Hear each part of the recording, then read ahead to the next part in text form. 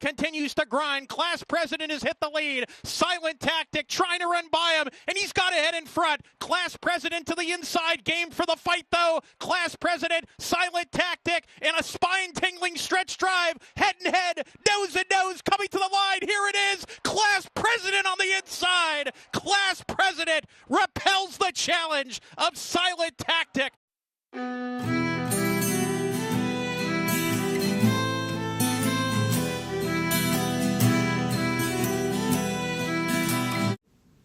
Welcome to this episode of Talking Racehorses. I'm the Horse Reactor, and this episode is on Class President.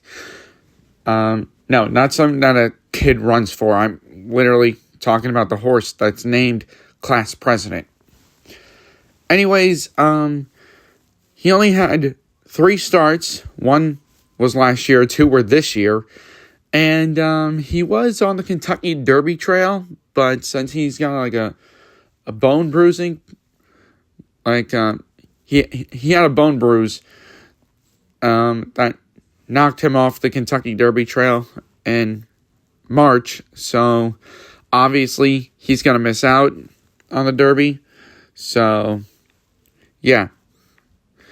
Anyways, a son of Uncle Mo out of Top Quality by Quality Road, born on March 12th of 2023. For some strange reason, if you look on Equibase, it says that he only had 2 starts, 1 win, 1 second, and no thirds. But if you look on HorseRacingNation.com, it says he's got 2 wins and 1 second. Make up your mind, Internet. Seriously. And also, he's owned by Windstar Farm and First Go Racing and China Horse Club Incorporated, bred by Windstar Farm LLC, trained by Todd Pletcher. The rider of his last start is Johnny Velasquez.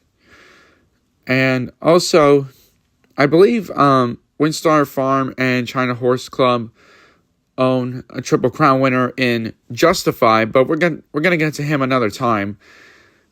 And yeah, so far in his career, Class President's career, he made, this year actually, that I'm talking about, he made $569,700.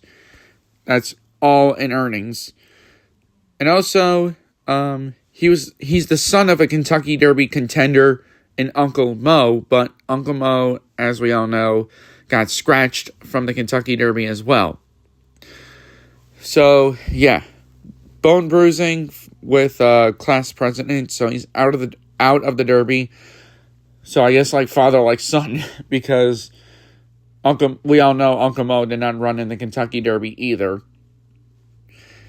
Anyways, so far his career was short, put up a 114 Beyer speed figure, and his career only ran for 3 months so far out of this year, from January to February to March. And also he only ran at 2 tracks so far in his career, Gulfstream and Oaklawn, which they both had wins. Class President won his debut, which was a maiden special weight, beating Easterly and Boss Dillon. And then he ran this year in the Rebel Stakes, where he beat Silent Tactic and Litmus Test, like you saw in the clip. Well, he also came in second in his second race at Gulfstream. He lost to Solitude Dude, and that horse put up a 119 Beyer speed figure. And also he beat a horse named Hammond in that race because Class President came in second in that one. So yeah, no Kentucky Derby hopes for Class President. I'm hoping he has a speedy recovery because, bone bruising could take a while to heal. So he's going to have to be on the sidelines for a while. But anyways, that's all I got to say.